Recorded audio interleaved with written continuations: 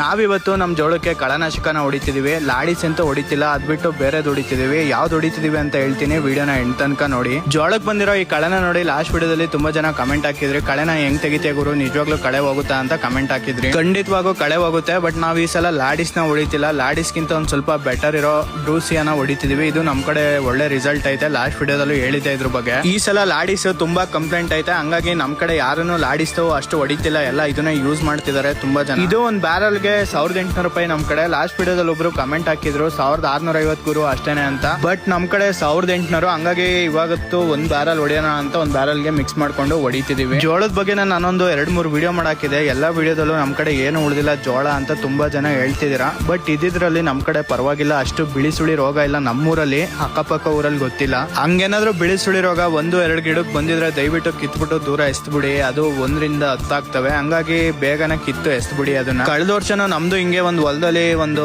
50-60 ಗಿಡಗಳು ಬಂದ್ಬಿಟ್ಟಿದ್ದು, ಎಲ್ಲದನ್ನು ಕಿತ್ತು ಎಸ್ತಿದ್ದು ದೂರಕ್ಕೆ. ಮತ್ತೆ ಬಿಳಿ ಸುಳಿ ರೋಗ ಏನ್ ಬರ್ಲಿಲ್ಲ. ಬಟ್ ಈ ಸಲ ಎಲ್ಲಾ ಕಡೆನೂ ಬಿಳಿ ಸುಳಿ ರೋಗ ನೋಡಿ. ಜೋಳದಲ್ಲಿ ಎಷ್ಟು ಕಳೆ ಐತೆ ಅಂತ ಇವಾಗ